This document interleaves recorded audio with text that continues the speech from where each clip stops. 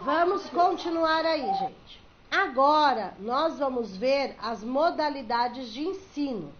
Faz parte também do artigo 4º, tá bom? As modalidades de ensino. Então, eu já falei quais são as modalidades. Vamos ver uma modalidade que cai bastante no concurso de vocês. Aliás, no concurso de vocês cai muito sobre a modalidade educação especial e sobre a modalidade EJA, educação de jovens e adultos. É o que nós vamos ver agora. Então, veja, a educação especial, gente, é uma modalidade de ensino, tá? Ela perpassa todas as etapas, porque ela é uma modalidade de ensino. Ela é para ser dada preferencialmente na rede regular de ensino, tá? Então, assim, o aluno é matriculado na rede regular, no horário normal de aula, numa sala comum. E no contraturno dessa aula, né, desse período, é que ele vai ter o AEE, que é o atendimento educacional especializado. Tá? O famoso AEE é obrigatório que o aluno esteja matriculado na rede regular de ensino e no contraturno ele faz o AEE. Esse AEE pode ser na mesma escola, como pode ser em outra escola, pode ser uma parceria, mas é obrigatório que seja dado. A lei não diz que é obrigatório que seja na mesma escola, mas que seja dado, tá? Então, normalmente o aluno, se tiver núcleo na mesma escola, faz na mesma escola, ou ele é encaminhado para uma outra escola que tenha o AEE. Então, vamos supor, ele estuda na escola X, só que no contraturno ele tem que ir para a escola Y para ter esse atendimento especializado aí, tá? Então, assim, a educação especial é uma modalidade. Eles vão perguntar para vocês o seguinte, se a educação especial é etapa ou modalidade. Primeira coisa, é uma modalidade. Eles vão perguntar o que compõe a educação especial. Como ela é composta? Vamos lá. Ela é composta de 3 itens, tá, gente?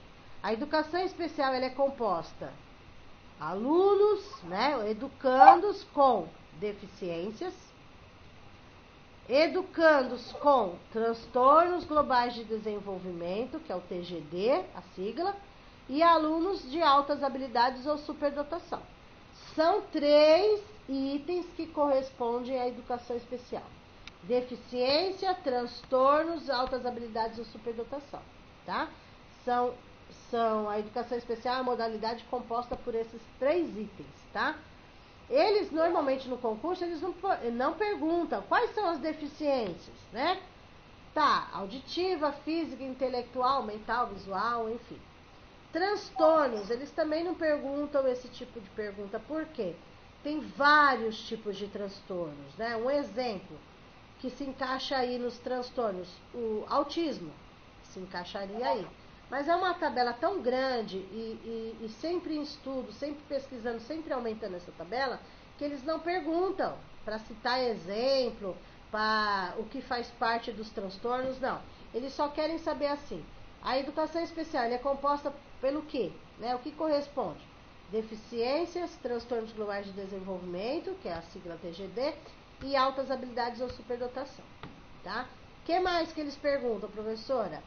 Do AEE, que é obrigatório esse atendimento. Então, o AEE, que é o atendimento educacional especializado, é dado ao aluno no contraturno escolar. Onde é dado? Nas salas de recursos multifuncionais. O que tem nessas salas de recursos multifuncionais? O nome já diz. Recursos multifuncionais significa para atender a todos.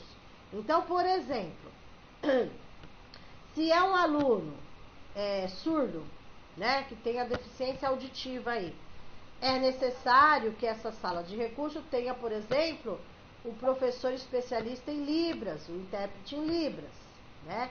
Se for um aluno deficiência visual, precisa do especialista em Braille e recursos, aquela maquininha de Braille, etc, né?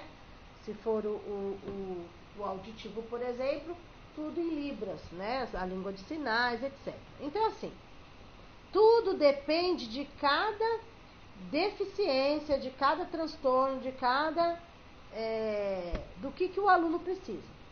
Resumidamente, o AEE, conforme a lei, esqueçam-se aonde vocês trabalham ou vocês conhecem, é diferente. Para o concurso, eles não vão perguntar a prática do dia a dia de vocês. O que você vê na escola? Nada disso. O concurso é teoria. É o que está na lei, é o que eles vão perguntar, tá? Às vezes vocês concordam, às vezes vocês não concordam. Só que para o concurso vocês vão concordar com tudo. Depois, na prática, vocês vão ver como funciona.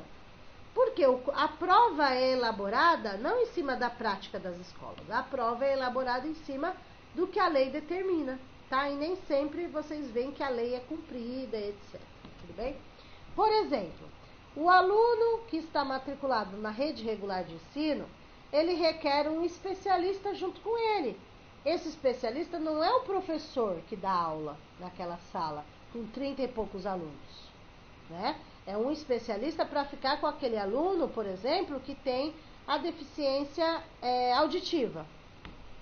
É o professor da sala? Não é, tá? Mas o que a gente vê na prática é o professor da sala que tem que dar conta de tudo, mais os alunos da educação especial, né? Mas a lei determina o quê? Que tem que ter um especialista com esse aluno, né? E a gente não vê, mas a lei determina. Então, os pais que correm atrás conseguem esse professor especialista para o filho. Então, daí depende de cada pai aí.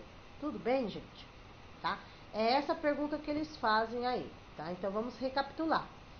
Educação especial, modalidade de ensino.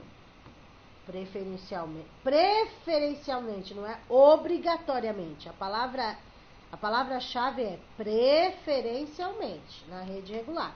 Porque o pai pode optar por colocar numa escola que não seja da rede regular, assim, não seja nessa escola, vamos supor. Tem pai que opta só por uma escola de educação especial, né? Aí é o pai, né? Não é a escola, é o pai. Mas todo aluno que chegar na escola pública, vamos supor, na prefeitura, é obrigado a dar a matrícula para ele, independente da deficiência dele. Por quê? A escola tem que dar matrícula e deve se adaptar ao aluno, né? Então, a escola tem que atender os alunos, tem que ter rampa ou elevador, vamos supor, tudo depende da deficiência, né? Ou ela vai ter que fazer com que esse aluno não só se integre, mas também tenha inclusão. Isso daí a gente vai falar depois sobre essa inclusão, inclusive com a autora, né, a Mantoan, que fala sobre essa parte de inclusão na prova do concurso. Tudo bem, gente? Tudo bem? Tá gravando. Só um minutinho, gente. Eu vou mudar a tela. Só um minutinho. Peraí, gente. Uma pausa aqui. Só um minutinho.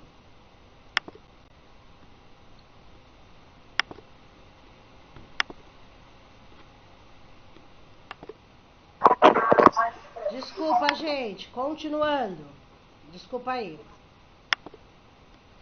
Vamos lá. Continuando. Desculpa. 4. Acesso público e gratuito ensino fundamental e médio para todos aqueles que não concluíram na idade própria. Então, vamos lá. Essa parte aí, gente, vai falar de outra modalidade de ensino que é a EJA. Educação de Jovens e Adultos, tá? A gente fala a EJA, não é o EJA, né? É a EJA. Educação de Jovens e Adultos. Então, eles vão perguntar para vocês assim, ó. EJA é modalidade ou é etapa? Vocês vão responder modalidade de ensino. Para que serve a EJA? Para aqueles que não concluíram, né, o ensino na idade própria, para aqueles que não concluíram. Tudo bem? A EJA, ensino fundamental, gente, é com 15 anos completos. Tudo bem? A EJA, ensino fundamental, é 15 anos completos. Então, para a pessoa fazer a matrícula na EJA fundamental, é 15 anos completos. Se for a EJA do ensino médio, 18 anos completos. Tudo bem?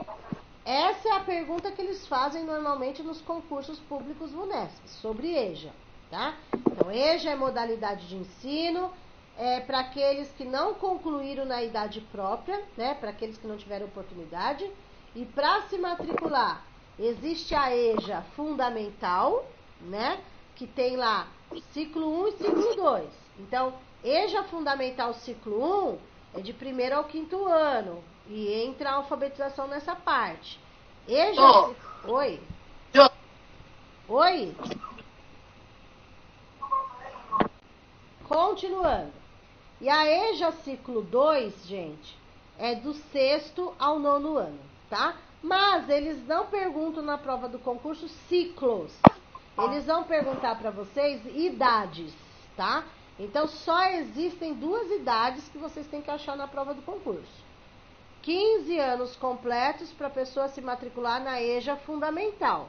18 anos completos para a pessoa se matricular na EJA ensino médio. Tudo bem? É isso que eles perguntam para vocês. Eles não entram em detalhes. Tudo bem?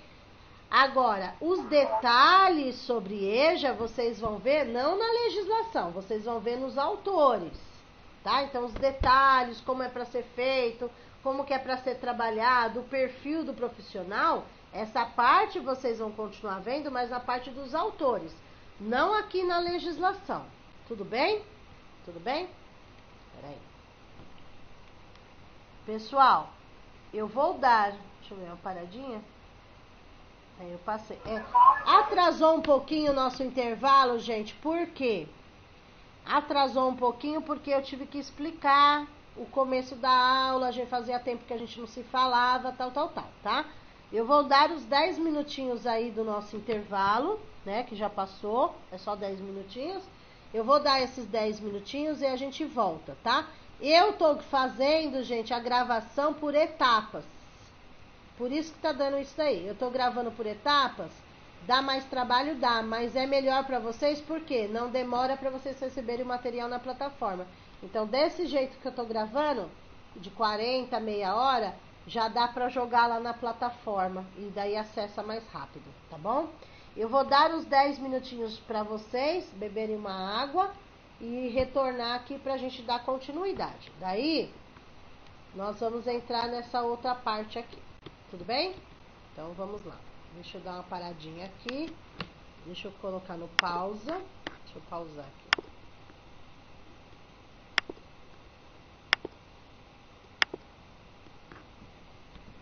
Ok? Vamos lá. Próxima tela aí. Continuando o mesmo artigo. 5º, acesso aos níveis mais elevados do ensino, de pesquisa, criação científica, segundo a capacidade de cada um. Então, assim, eles vão fazer o básico, certo? Que é o infantil, fundamental e médio.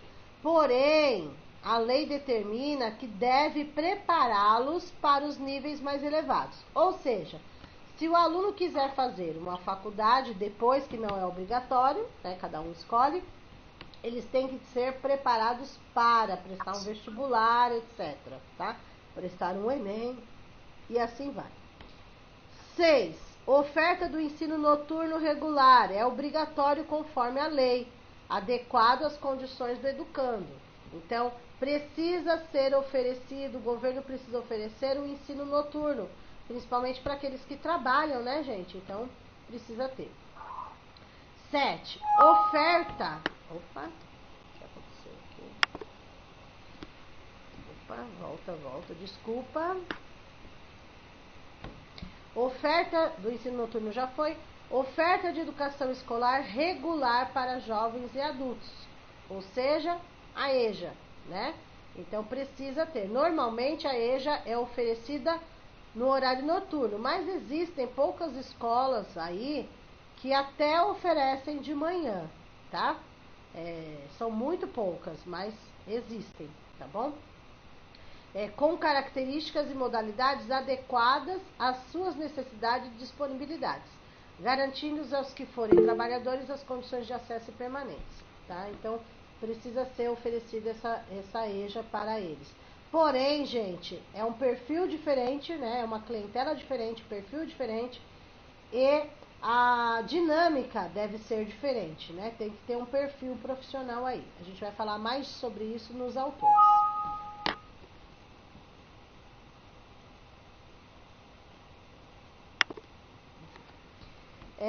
8. Atendimento ao educando em todas as etapas da educação básica, tá? Infantil, fundamental e médio, que são as etapas básicas. Programas suplementares. O que seriam esses programas suplementares? Além de dar a educação, né, o acesso, a permanência, né, a matrícula, essas coisas, também é necessário garantir material didático escolar aos educandos, o transporte, né, nós sabemos que é dado também o transporte, porém, cada município, cada lugar, cada estado tem uma tabela, né, do transporte, a quilometragem da residência da pessoa até a escola. Então, por exemplo, se o aluno mora na rua da escola, não tem esse transporte, enfim, tá? Alimentação é obrigatória, tanto é que tem café da manhã, o almoço, o café da tarde, a janta para quem é da noite. Ok. E assistência à saúde, gente? Assistência à saúde é a parceria que a Secretaria de Educação faz com a Secretaria de Saúde para receber. Vocês podem perceber que vai o pessoal da saúde bucal na escola, fazer pesagem das crianças, teste de visão, enfim, tudo isso é uma parceria que é feita com a área da saúde nas escolas, tudo bem? 9. Padrões mínimos de qualidade de ensino. É o mínimo, né? O mínimo que eles pedem é essa qualidade de ensino. Definidos como variedade e quantidade mínima por aluno de insumos indispensáveis ao desenvolvimento do processo de ensino-aprendizagem. Então, o mínimo de qualidade para que os alunos possam se desenvolver e aprender, ok? E, atenção aí, ó, nessa última aí, na 10. Vaga na escola pública, isso caiu no concurso passado. Vaga na escola pública de educação infantil e fundamental mais próxima da sua residência, tá? Antes, na lei, parava até aí, ó. Antes, ia só até aí, ó. Vaga na escola pública de educação infantil e fundamental mais próxima da sua residência. Ponto, era até aí. Aí a lei incluiu a toda criança a partir do dia em que completar 4 anos de idade. Por que teve que incluir? Porque quando coloca educação infantil, dá para entender que a creche entra aí. E a creche não entra, porque a creche não é obrigatória a matrícula, tá? É obrigatória a pré-escola a partir dos 4 anos. Mas a creche não é obrigatória. Então, assim, o governo precisa oferecer a creche, tudo bem? O infantil creche. Porém, como a creche não é obrigatória a matrícula, então o governo ele tem que garantir o quê? O transporte a partir dos 4 anos, que é o obrigatório. Então, a creche tem que ser oferecida, porém, não necessariamente precisa ser só próxima da sua residência, desde que dê a creche, ok? Agora, a partir dos 4 anos, que é a idade obrigatória, aí sim tem que ser próxima da sua residência. Mas é claro que na prática, eles vão sempre procurar uma escola mais próxima. Só que eles garantem primeiro, a partir dos 4 anos, que é a idade obrigatória, para depois eles garantirem aí a creche. E isso se refere ao transporte, tá? A matrícula, o transporte não, a matrícula próxima da sua casa. Tá? Então, eles vão encaixar os alunos que moram próximo daquela escola, né? A partir dos 4 anos para a escola. E depois eles vão verificar a creche. Tudo bem? Então, eles incluíram essa parte, a toda criança a partir do dia que completar 4 anos. Tudo bem? Antes era só até residência. Continuando. Artigo 5º vai dizer o seguinte para você. O que fala sobre o artigo 5º? É aquela parte em que é feita a chamada pública. Então, o que é essa chamada? Por exemplo, Eles colocam cartazes na porta da escola avisando os pais, ó, estão abertas as matrículas da educação infantil, estão abertas as matrículas da EJA, estão abertas as matrículas. Então, isso deve começar pela lei bem antes do começo do ano. Então, eles começam de um ano para outro. Normalmente, a partir de setembro, outubro, já começa a divulgação. Para quê? Para os pais poderem procurar as escolas para conseguir a vaga. E não deixar para fevereiro, quando começam as aulas, né?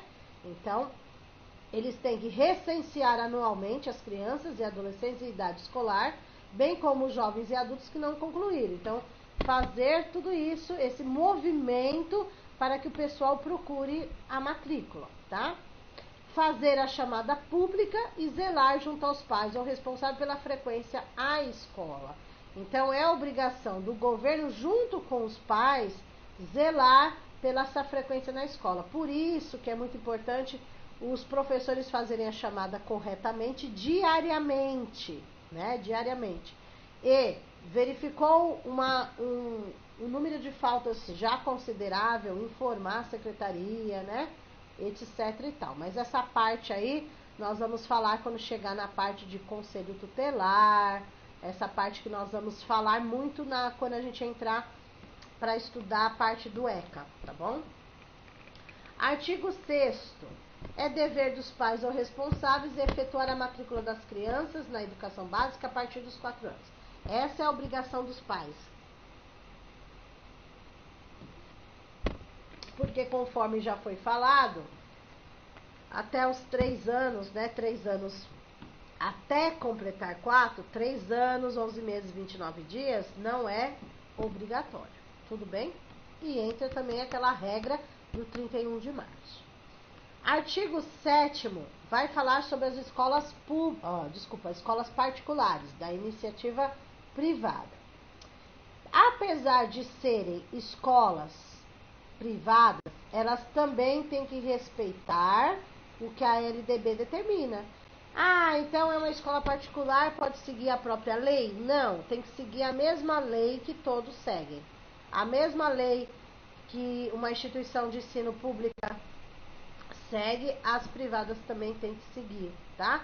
Vejam, cumprimento das normas gerais da educação nacional, então seguir as leis. Para funcionar, uma escola da iniciativa privada funcional tem que ter autorização de funcionamento e avaliação. Quem é que faz essa avaliação? Quem é que faz essa supervisão, né? A supervisão de uma escola pública é a mesma de uma escola privada, porque as escolas privadas não têm supervisora de ensino. A supervisora de ensino é da rede pública, que vai até as escolas privadas também para verificar se estão cumprindo, tá? Então, uma supervisora, por exemplo, de ensino, que é da prefeitura, é a mesma que vai visitar uma escola particular que atenda o infantil, por exemplo, né?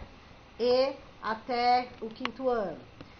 Uma supervisora de ensino que é do estado, por exemplo, é a mesma supervisora que vai visitar as escolas particulares que oferecem, por exemplo, Fundamental 2, ensino médio, tá bom? E 3, para funcionar uma escola privada, elas têm que se autofinanciarem, ou seja, elas dependem das mensalidades dos alunos para funcionar, tá? Então, o governo não tem que repassar nada para uma escola particular, por exemplo. E se forem outras, que eu já falei, se forem filantrópicas, comunitárias, confessionais, pode ser feita uma doação, tá? Ok? Continuando. Aqui, gente, é a organização, como está organizada a educação nacional para o Brasil inteiro, tá? Como está organizado? Veja, o artigo 8 cai na prova, tá? O 8º cai na prova. União, estados, Distrito Federal e municípios, como eles vão se organizar? Em regime de colaboração, tá? Palavra-chave, regime de colaboração. O que isso significa? Que cada esfera administrativa vai ajudar umas às outras. Então, a União ajuda o Estado ajuda o Distrito ajuda o município e assim vai. No nosso caso aqui, quem está mais próximo? Estados e municípios. Por quê, professora? Vamos lá. A obrigação do município, gente, é com a educação infantil e com o fundamental de 1º ao 5º ano, certo? Os anos iniciais.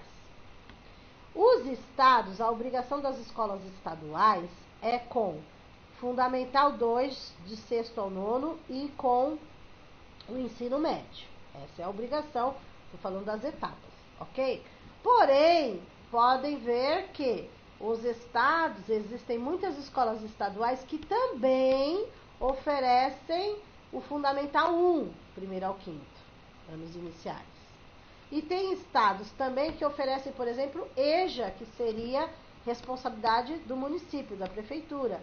Mas, como todos trabalham em regime de colaboração, um ajuda o outro. Então, se não tem toda a estrutura no município para atender, o estado ajuda e assim vice-versa. Tudo bem? Tá. O artigo 9º não cai no concurso de vocês. Por que não, professora? Porque ele fala sobre a união, sobre federação, federal, né? Se vocês fossem prestar um concurso para uma escola federal, né? Cairia o 9º, mas vocês não vão, vocês vão prestar só o municipal. O artigo 10, a mesma coisa, também não cai para vocês, porque é focado nas escolas estaduais, obrigação do estado, tá? Quando vocês forem prestar o concurso que vai ter aí do estado, posteriormente, aí sim vocês teriam que estudar o artigo 10º, tá? Então, do 8º, vocês vão pular o artigo 11. Este sim cai para vocês. Aliás, 11, 12, 13, vocês vão ter que ficar bem atentos, porque os 3 caem, é um seguida do outro. 11, 12, 13. Vamos lá? O artigo 11. Artigo 11. Os municípios, qual é a incumbência dos municípios? Ou seja, qual é a responsabilidade dos municípios? Ok? A responsabilidade dos municípios, vamos lá. Organizar, manter e desenvolver. O quê? O município é obrigado a fazer toda a organização, manter as escolas, desenvolver tudo que vem das escolas municipais, por exemplo, tá? Então, é obrigação da prefeitura, do município, fazer toda a organização, manter essas escolas, desenvolver tudo nessas escolas, tá? Seguindo sempre o que a lei determina.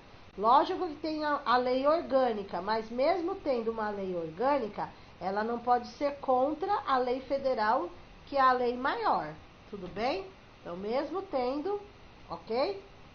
Vamos lá. A 2. O que também é responsabilidade do município, da prefeitura?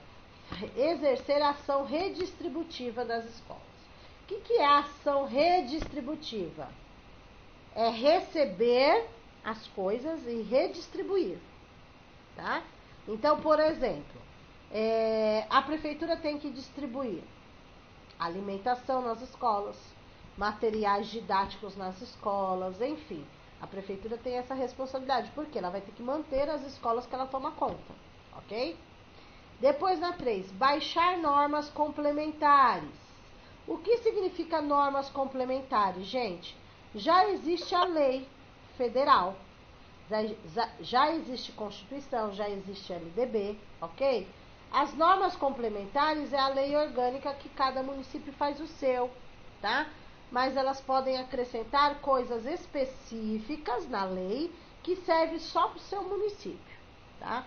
Por exemplo, um projeto que é criado e se for votado que vai ter sempre aquele projeto é fixo, por exemplo, vai ter que baixar uma norma complementar dizendo, ok? Que faz parte, norma complementar tem a ver com a lei orgânica do município, que vocês também vão estudar, logo nós vamos ter as leis municipais, que só servem para Guarulhos, ok? 4. Autorizar, credenciar e supervisionar.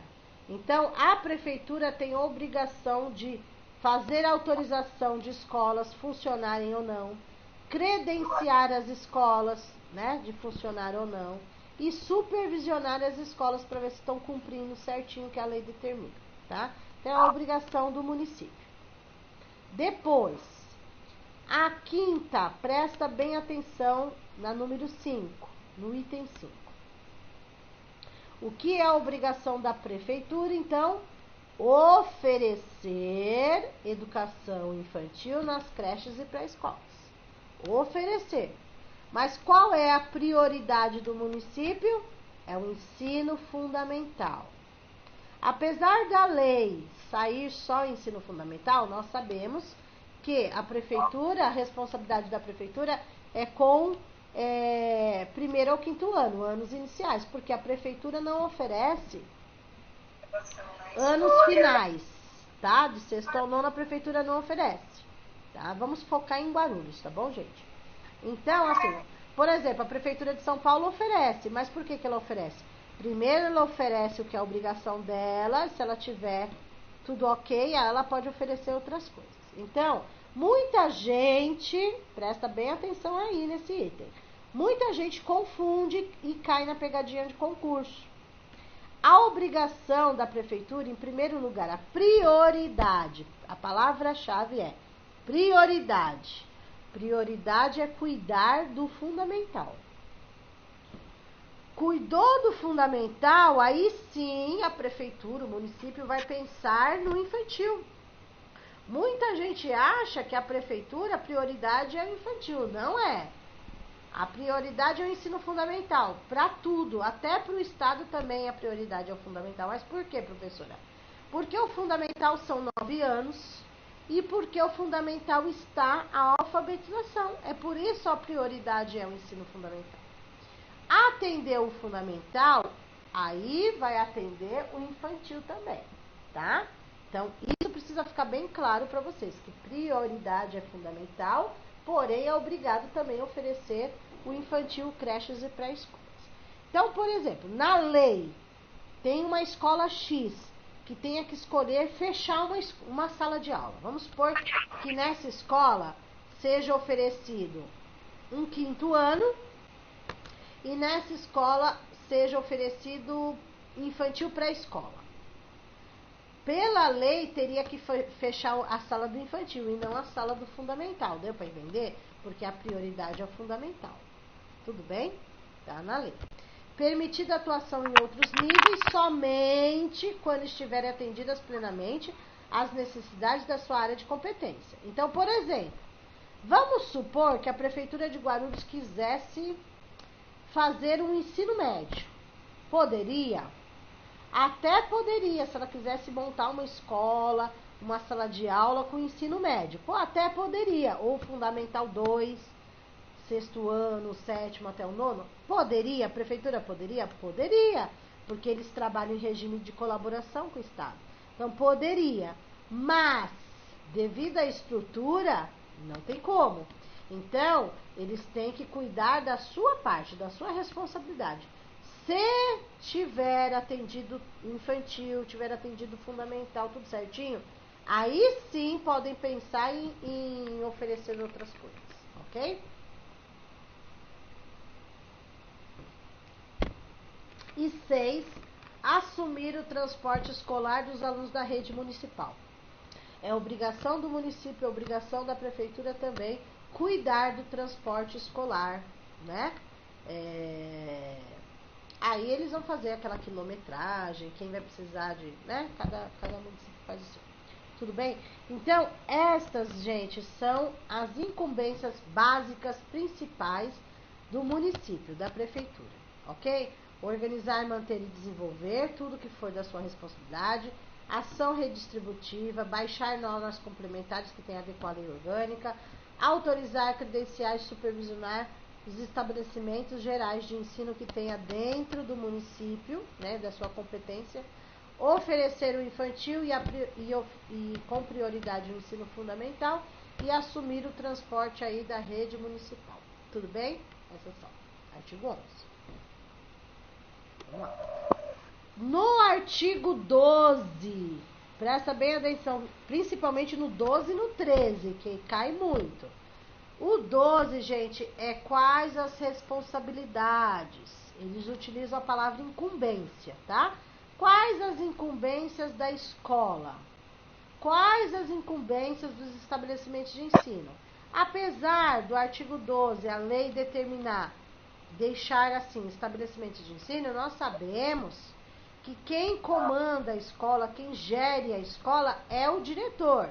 Então, mas eles não colocam assim as funções do diretor. Eles colocam as funções da escola, do estabelecimento de ensino. Tudo bem? Então, vamos lá. Quais são as funções da escola?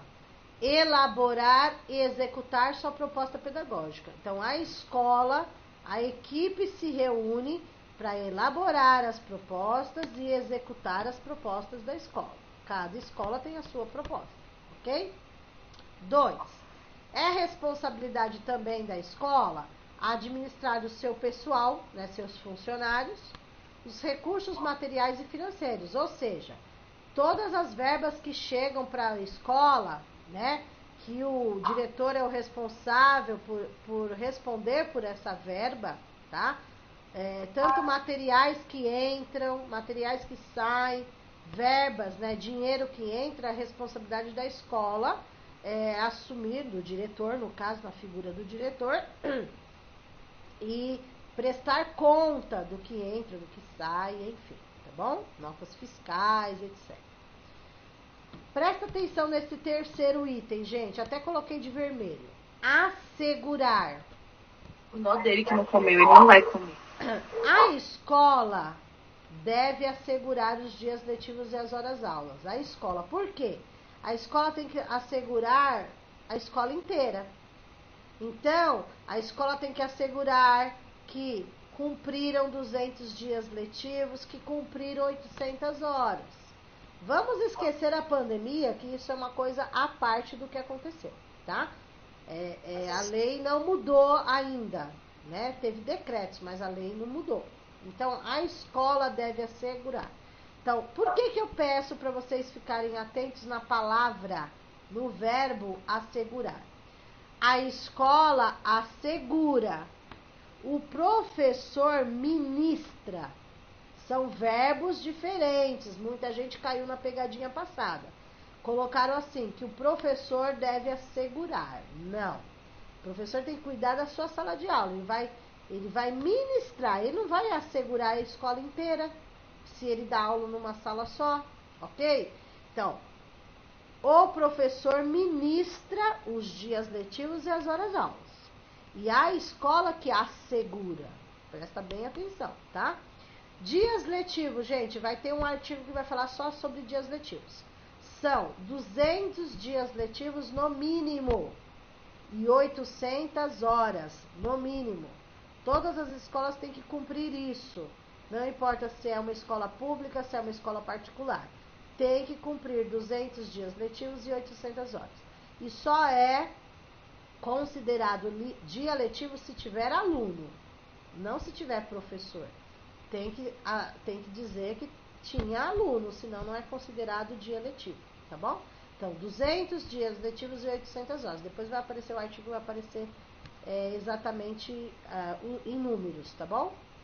Velar pelo cumprimento do plano de trabalho de cada docente. Então, a escola, na figura do diretor, lógico que ele vai estar, vai ter o coordenador para ajudar nesse trabalho, tá? Mas na lei não vai falar o coordenador, não, vai falar o estabelecimento de ensino, a escola que tem a figura de gestor, o diretor, tá? Velar pelo cumprimento do plano de trabalho de cada docente. Então, cabe ao diretor, sim, olhar pelo trabalho do professor, tá? Mas ele tem o apoio aí do coordenador que faz essa função, tá bom? Prover meios para a recuperação dos alunos de menor rendimento. Outra pegadinha do concurso. A escola deve prover meios, verificar meios do aluno poder fazer a recuperação. A pegadinha que caiu na prova do concurso é assim, ó. Prover meios para a recuperação dos alunos, de todos os alunos, era a pegadinha. Não é todos os alunos que precisam de recuperação, é os de menor rendimento. Aí a pessoa lê rápido e cai nessa pegadinha, tá bom? Existem, gente, 2 tipos de recuperação que vai ter um artigo específico para isso. A recuperação contínua. O que é a recuperação contínua? é aquela que o professor faz em sala de aula, o professor da sala mesmo, tá? O professor titular da sala. Então, vamos supor, isso a gente já faz no dia a dia, né? Os professores já fazem no dia a dia. Não tem aqueles alunos que têm menor rendimento, aqueles alunos que precisam de uma atividade diferenciada, que não conseguem acompanhar. Essa é a recuperação contínua. O próprio professor da sala faz, tá? São essas atividades. E existe, pela lei, a recuperação paralela. Qual é a recuperação paralela que também é direito do aluno? É aquela feita fora do horário de aula. Então, o aluno estuda de manhã e tem essa recuperação paralela à tarde. Ou ele estuda à tarde e vice-versa, ok? Então, existem esses dois tipos de recuperação. Contínua, essa palavra-chave. Recuperação contínua e paralela. Uma dentro do horário, outra fora do horário, ok? 6. Articular com as famílias e a comunidade, criando o processo de integração da sociedade com a escola. Então, também é obrigação do estabelecimento de ensino, né, da escola, do diretor, fazer essa articulação, ou seja, trazer a família para a escola, tá? Prover meios para que a família participe da vida escolar do seu filho, não só numa reunião, não só no conselho escolar, mas que participe ativamente aí por exemplo, numa apresentação, numa oficina, numa contação de história, enfim, fazer qualquer tipo de articulação, tá bom? Depois, 7, informar, vejam aí, informar pai e mãe, conviventes ou não com seus filhos, e se for o caso, os responsáveis legais, sobre a frequência e rendimento dos alunos, bem como a execução da proposta pedagógica. Então, assim, é obrigação que a escola informe os responsáveis pela criança, pelo adolescente da escola, olha, como está a frequência do seu filho, como está o rendimento do seu filho, ó, ele está com dificuldade aqui, ali, foi bem, não foi, né, manteve, está estável, melhorou, enfim. Assim como que caiu em prova e muita gente errou, não só frequência e rendimento, mas é obrigação da escola informar a proposta pedagógica da escola, tá? Muita gente caiu nessa pegadinha da VUNESP no concurso passado. Por quê? A pergunta foi se os pais têm o direito de participar da elaboração da proposta, tá? Da elaboração da proposta pedagógica não, que é pedagógico, certo? Elaboração não, mas os pais têm o direito de saber sobre a execução, ou seja, o que meu filho está tendo na escola, o que meu filho está aprendendo na escola. Isso é direito dos pais, não de estar junto na elaboração do que vai ser ensinado, mas da execução. Ó, meu filho está aprendendo isso, aquilo, etc, tá? Então, presta atenção para não cair na pegadinha. 8, também, olha, essa 8, a maioria dos concursos cai essa daí. Porque assim, gente, são 10 incumbências básicas das escolas. 10. Dessas 10, eles não vão perguntar as 10, eles escolhem algumas para perguntar, né? Então, o que eles fazem? Eles escolhem umas 3, 4 aí e colocam como alternativa de uma questão, tá? Essa 8, por exemplo, também caiu nos últimos concursos. E o pessoal confunde muito. Então, eu vou explicar detalhadamente. Olha, vou ler primeiro. Notificar ao Conselho Tutelar do município, ao juiz competente da comarca e ao respectivo representante do Ministério Público a relação dos alunos que apresentem quantidade de faltas acima de 50%. Presta bem atenção, era 50%, agora é 30%, certo? Então, se vocês pegarem alguma apostila, apesar que a minha já foi alterada, se vocês pegarem alguma apostila fora para estudar, olhar em algum slide, pesquisar no Google, presta atenção, tá bom? era 50%. Não existe mais 50%, é 30%. Ok? O que é esses 30%, gente? O aluno já chegou aos 30% de falta. Tem que comunicar conselho tutelar, certo? É incumbência de quem comunicar? Da professora? Não. Do estabelecimento de ensino, ou seja, da diretora, tá? Professora, só um instante. Tem uma pessoa compartilhando a tela e eu não consigo ver o que tá... Tem alguém compartilhando a tela e eu perdi todo o seu slide. Pessoal, quem está Pra mim compartilhando também, a pra mim tela também aí? sumiu. É Juliana Félix que está compartilhando. Ela deve ter apertado aí sem querer. Sem querer. Ju, verifica aí, Ju. Pessoal, fica tranquilo, gente, porque quem não estiver assistindo a aula... Professora, é que Juliana? Oi? É que Juliana? Félix. Juliana Félix, ela já saiu. Ah, tá, porque o meu notebook tá ligado no quarto e eu tô assistindo sua aula pelo celular fazendo janta. Ah, tá bom. Fica tranquila, tá? Fica tranquila. Tá jóia. Tá bom? Beijo. Beijo. Tô sentindo o cheirinho de comida. Vamos lá. Então, Tá certo. Então, gente, presta atenção aí que essa é muito importante e cai na prova, tá? É assim. A escola deve comunicar ao conselho tutelar quando o aluno já tiver chegado nos 30%. Antes era 50%, metade, agora diminuiu, é 30%. Por quê?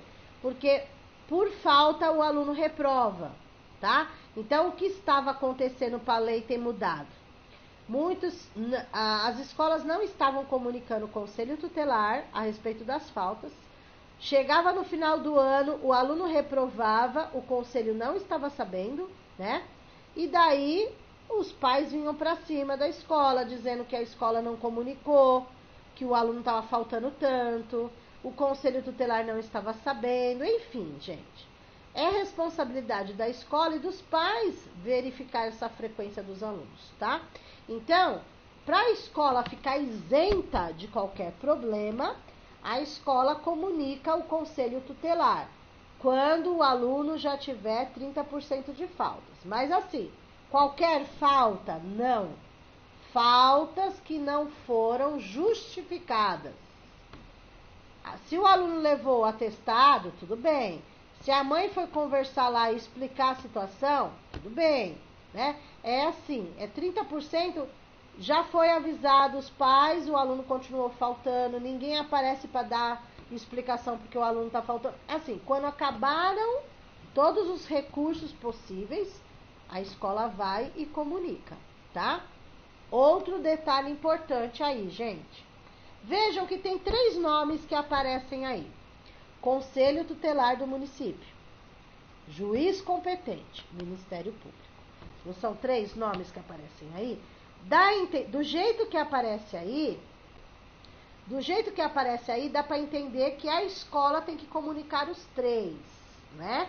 Quem lê assim vai achar o quê? A escola que tem que falar com o juiz, que tem que falar com o ministério, Professora, tem que falar com... Oi? Dá licença. A gente não está conseguindo visualizar o seu slide. Eu vou sair e entrar de novo. Pera um pouquinho. Espera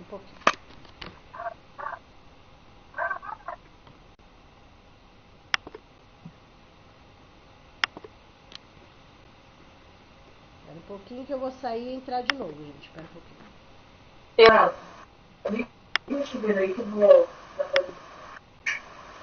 Vamos lá. Retornando, ok? Vamos lá. Na 8, então, gente, são 3 nomes que aparecem aí. Conselho Tutelar, Juiz Competente e Ministério Público. Quem lê assim, dá para entender o quê? A escola vai entrar em contato com o conselho, com o juiz ou com o ministério. Não. A escola só vai comunicar conselho tutelar, tá? A função do conselho, é o conselho tutelar que representa, né? o conselho tutelar que comunica juiz, Ministério Público, enfim, tá? Então, a obrigação da escola é fazer a parte dela. Comunica o conselho, pronto. Comunicou, ela se livra de qualquer, vamos dizer, BO que venha acontecer, porque ela fez a parte dela conforme a lei. Tudo bem? Mas, na resposta do concurso público, vem completa, conforme está aí, tá? Na resposta vem notificar ao Conselho Tutelar do município, vírgula, ao juiz competente da comarca e ao Ministério Público. Vai vir completo, tá bom? Apesar da escola só comunicar o conselho, mas a resposta vem completa do jeito que está aí. Só se atente ao detalhe que não é mais 50%, é 30% agora. 30% de faltas. Tudo bem? Gente, antes a LDB era só até o item 7, ou item 8, tá bom? Item 8, isso. O que aconteceu?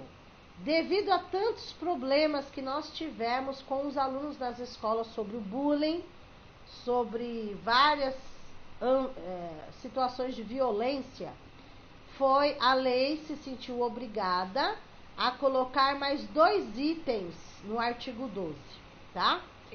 Aí acrescentou o artigo 9 e artigo 10.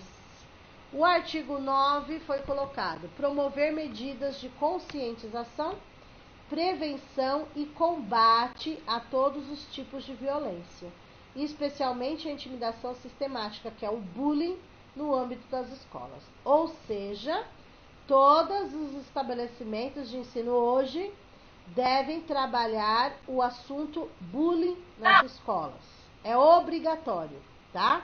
Obrigatório fazer palestra, obrigatório falar sobre o assunto, obrigatório conscientizar os alunos sobre a violência de qualquer tipo, tá?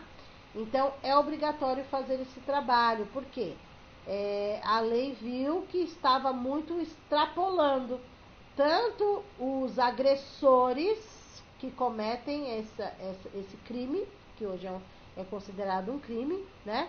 Quanto as vítimas, né? Porque estava acontecendo o quê? Muitos alunos que sofriam bullying se matando ou matando quem estava cometendo.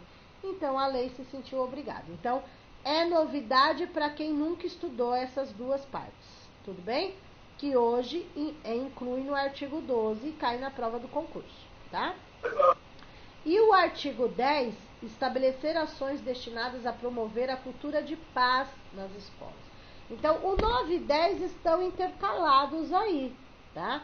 O 9 sobre a violência bullying, principalmente, e o 10 porque os alunos não resolvem nada no diálogo, é incrível. Eles querem resolver batendo, apanhando, discutindo, não resolvem no diálogo. Então, também teve a necessidade de incluir o item 10 no artigo 12, promover nas escolas a cultura de paz, sem violência, sem guerra, né, no diálogo, enfim, tá? Estas são as incumbências básicas, as 10 incumbências básicas dos estabelecimentos de ensino, ok? E agora o 13, que também é outro artigo que cai na prova, que é as incumbências dos professores, tá? Então, vocês viram que o 11, incumbência do município, ou seja, da prefeitura. O 12, incumbência dos estabelecimentos de ensino. E o 13, incumbências do professor. Porém, gente, não se preocupem com o número do artigo, porque na própria pergunta, no enunciado da questão da VUNESP, vai estar: segundo o artigo 12, é incumbência dos estabelecimentos de ensino. Aí vem as alternativas, tudo bem? Vamos lá. Artigo 13. Os docentes incumber-se-ão de, então, as responsabilidades, as incumbências dos professores, dos docentes, tá? 1. Participar da elaboração da proposta pedagógica do estabelecimento de ensino. Ou seja, o professor, ele tem que participar, ele deve participar da elaboração. Então, é quando se junta a equipe para elaborar a proposta, ele tem que participar. Ele não pode, não vou participar não, faz aí. Não, na lei ele tem que participar. Ponto. 2. elaborar e cumprir o plano de trabalho. Então, não adianta o professor fazer aquele planejamento maravilhoso, seu plano de trabalho maravilhoso, né, seguindo as propostas da escola, se ele não cumprir. Ou seja, ele elabora, tá lá bonitinho, digitadinho, bonitinho, só que ele não cumpre nada daquilo, daí não adianta. Então, é elaborar e cumprir. Claro que o seu planejamento ele é flexível, né? Ele vai cumprir mediante a necessidade e realidade da sua turma, ok? 3. Zelar pela aprendizagem. É outra pegadinha do concurso, tá, gente? Nós sabemos que os professores fazem muito mais do que isso, tá? Eles fazem muito mais do que zelar pela aprendizagem dos alunos. Eles fazem muito mais. O professor se torna médico, se torna dentista, se torna enfermeiro, se torna psicólogo, se torna tudo. E acaba cuidando não só da aprendizagem, mas da limpeza do aluno, mas isso é consequência, né? Não é obrigação. Então, a obrigação do docente é zelar pela aprendizagem. Na prova de concursos anteriores, caiu assim, ó, que o professor deve, né, uma das incumbências do professor, zelar pela aprendizagem, pela alimentação, pela higiene. A gente faz até muito mais do que a nossa função, mas na lei é zelar pela aprendizagem, só, tá? 4. Estabelecer, olha lá, estabelecer estratégias de recuperação para os alunos de menor rendimento. Então, o que o professor vai fazer? Elaborar estratégias, tá? Recuperação contínua, que é ele mesmo que vai dar, no horário de aula dele, e elaborar a recuperação paralela. Elaborar não, ele vai encaminhar os alunos que têm dificuldades para a recuperação paralela, que é fora do horário de aula com outro professor. Ele vai passar a lista, né? Para todos? Não, só para aqueles de menor rendimento, ok? Somente para os alunos de menor rendimento. Vejam que eu coloquei de vermelho para vocês compararem, ó. Artigo 12, assegurar escola. Artigo 13, ministrar professor. Então, a escola assegura 200 dias letivos e 800 horas. O professor ministra os 200 dias letivos e as 800 horas. Além de participar integralmente dos períodos dedicados. O professor tem que participar também do planejamento, da avaliação ou do desenvolvimento profissional. Esse desenvolvimento normalmente pode ser uma formação na hora de atividade, fora do horário, enfim, né? No que precisar. E na 6, colaborar com as atividades de articulação escola, família e comunidade. Então, além da escola fazer essa articulação, o professor deve colaborar com essa articulação. Uma oficina, aí depende do que o professor vai fazer para trazer essa família para a escola, tá? Então, é incumbência aí do professor participar, elaborar e cumprir, zelar, estabelecer estratégias, ministrar os dias letivos das aulas, participar do planejamento, avaliação e desenvolvimento e colaborar com essa articulação escola-família. Tudo bem? Essas são incumbências básicas, tá, gente, do professor. Tudo bem? O artigo 14. O artigo 14 vem nos trazer o quê? Sobre gestão democrática que nós falamos no início, tá? Opa. Essa gestão democrática aqui é o artigo 14, tudo bem? Que a gente já falou. A gestão democrática, que é a tomada de decisão, né, não só pelo diretor, mas pela equipe, né? E 2 exemplos de uma gestão democrática, que a gente falou no início, é o projeto político-pedagógico, o PPP, e o conselho escolar, que também nós falamos no início da aula de hoje, tá? Então, na prova do concurso, se perguntar aí, exemplos, né? Achar lá na alternativa correta exemplos de uma gestão democrática, vocês podem encontrar, se tiver o PPP lá, ou se tiver o conselho escolar lá, tudo depende da questão, tudo bem?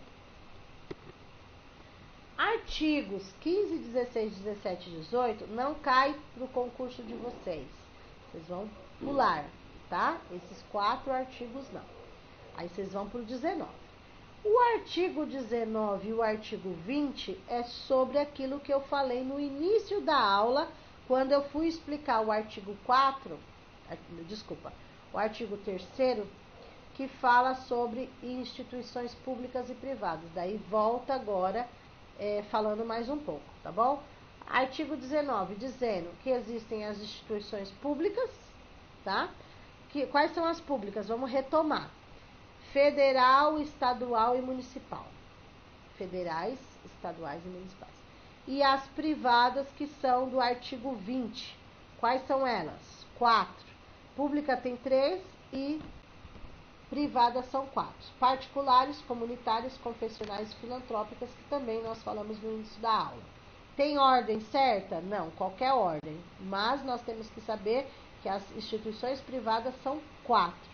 Não importa a ordem, filantrópicas, confessionais, comunitárias e particulares.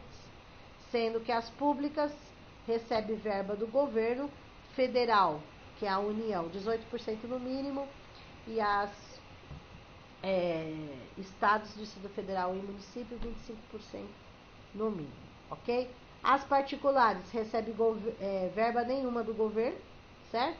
As comunitárias, confessionais e filantrópicas podem receber como forma de doação, não é obrigatório uma verba específica, mas como doação pode, se o governo quiser, e ganha uma porcentagem combinada aí, se for feita uma parceria, né? Tudo vai depender, ok? Vamos lá. Artigo 21, nós também já falamos. Então, esse título 5 fala sobre os níveis, que também é chamado de etapa, e modalidades de ensino. Então, níveis ou etapas, nós temos as etapas, que são 3, e nós temos as modalidades, são várias, tá? Então, vamos recapitular. A educação escolar, ela é dividida, vamos lá, gente. Educação escolar, ela é dividida em 2 partes. Educação básica, que a gente falou no início, infantil, fundamental e médio. E nós temos a educação superior. Se na pergunta vier educação ou educação escolar, nós temos a educação básica, infantil, fundamental e médio, e o nível superior. Agora, se perguntarem só sobre educação básica, aí vai ficar só infantil, fundamental e médio. Tudo bem? Que normalmente é essa pergunta que eles fazem, tá? Vamos lá. No capítulo 2 da educação básica, eles vão trazer o quê? Vamos lá. O artigo 22 cai normalmente como enunciado da questão. Não é pergunta, só enunciado da questão, tá? Que é um conceito. A educação básica tem por finalidade desenvolver o educando, assegurar a formação comum e indispensável para o exercício da cidadania, fornecer meios para progredir no trabalho e estudos posteriores. Seria um enunciado, tá? Um contexto, um conceito. Já o artigo 23 é que vem a pergunta do concurso, tá? O artigo 23 é pergunta de concurso. Eles vão perguntar como a educação básica se organiza. O que é a educação básica? Infantil, fundamental e médio. Como a educação básica pode se organizar? Nós vemos na prática que a maioria das escolas seguem o tradicional, ou seja, se organizam em séries, né? Se organiza primeiro ano, segundo ano, agora é anos, né? Primeiro ano, segundo ano, terceiro ano, quarto ano, quinto ano, tá. Mas é obrigatório se organizar assim? Não. A lei deixa livre para as escolas se organizarem da forma como achar melhor, desde que o interesse seja no processo de ensino-aprendizagem do aluno. Então, pode se organizar em séries, em períodos semestrais, em ciclos, em alternâncias, etc. Tá? Ou seja, a resposta que vocês têm que encontrar na prova, a alternativa correta, vocês vão encontrar de forma diversa. A palavra-chave é como a educação básica, a pergunta, como a educação básica se organiza? Resposta, de forma diversa, sempre que o interesse do processo de aprendizagem assim recomendar. Essa forma diversa significa que pode ser em série, período, ciclo, alternância, ok? De forma diversa. Como a gente está acostumado a ver em séries, em ano, assim, só isso, acha que só pode ser assim. Não, a escola tem autonomia de escolher outras formas, tá bom? Depois, no parágrafo 1º, a escola poderá reclassificar os alunos, tá? Então, há essa possibilidade de reclassificar os alunos, principalmente aqueles que vêm de transferências, né? Transferências de outros países, né? Dentro do país, ou seja, dentro do Brasil, como países de fora. O aluno vem fazer a matrícula, a escola pode reclassificar esse aluno para outra série, tá? Lógico que toda reclassificação requer critérios. Precisa ser feita uma avaliação por uma equipe, não é só por um professor, etc. Mas não cai detalhes na prova. E sim, se pode ser feita uma reclassificação de aluno, pode. Gente, detalhe, toda reclassificação pode ser feita, não pode ser feita no primeiro ano do ensino fundamental. Infantil já não tem reclassificação nenhuma mesmo, infantil não tem. A partir do ensino fundamental começa reclassificação, classificação, seja lá o que for. Porém, não pode mexer só no primeiro ano que não pode, porque eles falam que é o ano da alfabetização. Então, não pode fazer nada no ano da alfabetização. Só a partir do segundo ano que pode, tá bom? Depois, no parágrafo 2º, é outra pergunta do concurso, tá? Então, assim, deixa eu explicar uma coisa. Calendário escolar, quem faz é a escola? Não é a escola, tá? Não é a escola que faz o calendário. O calendário, ele já vem pronto da secretaria. Secretaria de Educação. Então, por exemplo, vocês vão trabalhar na escola X, na prefeitura de Guarulhos. Não é vocês, nem a direção da escola que vai elaborar o calendário. Ele já vem pronto da Secretaria de Educação para vocês. Então, vai ser entregue uma cópia. O que é o calendário? Já tem lá os dias letivos, já tem lá os dias de formação, reunião pedagógica, recesso, férias, tudo já marcado para o ano inteiro. Calendário do ano inteiro vocês vão receber, tá? Aí, a pergunta do concurso é: o calendário, ele pode ser mudado? A pergunta do concurso é: o calendário pode ser modificado? Pode. Pode ser mudado, sim, né? Se for por questões locais, principalmente, inclusive se for climáticas e econômicas. Então, por exemplo, gente, aqui na região sudeste, a maioria das escolas seguem o mesmo calendário, basicamente, tá? Mas se você mudar de região, por exemplo, por questões climáticas, se você pegar um calendário da região sul do nosso país, ele vai ser diferente do nosso da região sudeste. Por quê? Por conta das questões climáticas. Eles têm as épocas de geadas. Então, normalmente, as férias dos alunos de lá vão ser diferentes dos alunos daqui. Mas por conta das questões climáticas. Daí eles colocam recesso, férias nesse período, por conta do frio, para que os alunos não precisem ir para a escola, principalmente aqueles que adoecem muito e tal, tá? Outra questão que pode ser mudado o calendário, questões econômicas, ou seja, aquele município, aquele estado, aquele lugar, depende daquela economia, é o sustento da família. Então, muitos lugares, por exemplo, no sertão do Nordeste, existem lugares que eles vivem da plantação e da colheita. Então, como que é feito o calendário lá?